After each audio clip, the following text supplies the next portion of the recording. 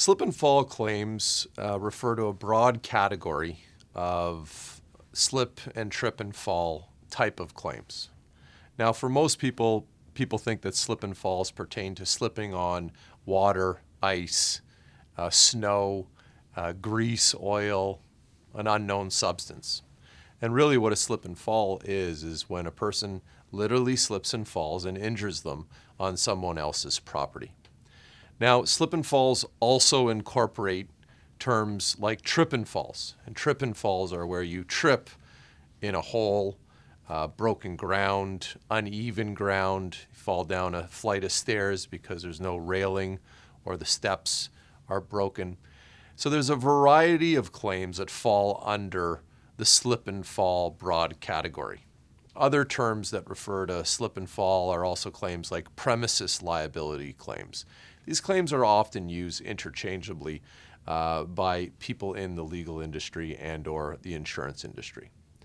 So depending on where you fell and frankly what the cause of the fall was, it can affect your rights, and it can affect your rights quite meaningfully.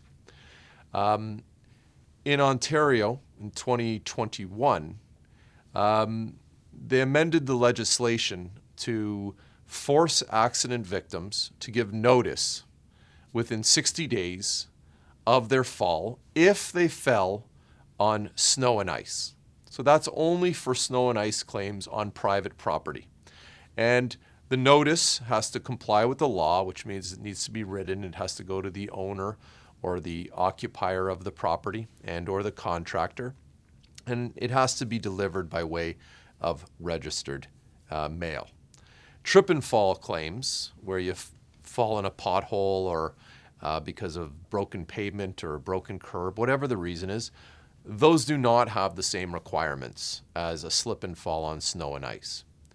Now, if you fall on a city sidewalk or a township sidewalk or what is referred to as a highway under the Municipal Act, you also have to give notice in writing to the clerk or to the township by registered mail.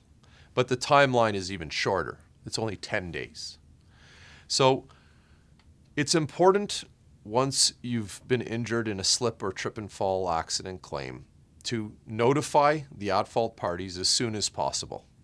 That's where law firms can come into play, and lawyers like myself. We make sure that you comply with the notice requirements depending on the type of case that you're involved in.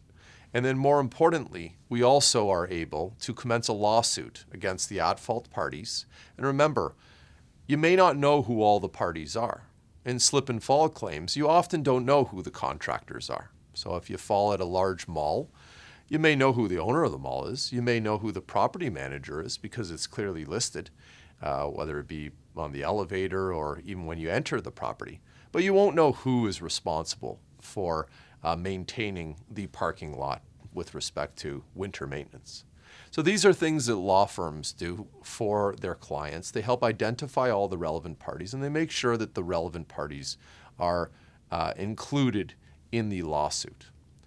We also help coordinate your treatment because most people don't have access to private benefits. And at my law firm, we have a variety of connections throughout the industry where we're able to help open some doors and make sure that you're able to get some treatment that you would otherwise not be able to obtain.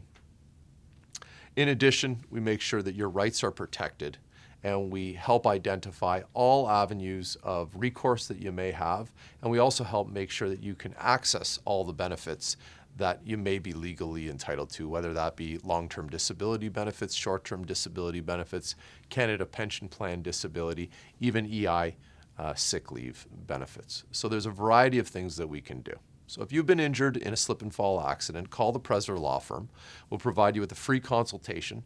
We'll answer your questions, and most importantly, we'll make sure that you comply with the applicable laws in Ontario that pertain to your case.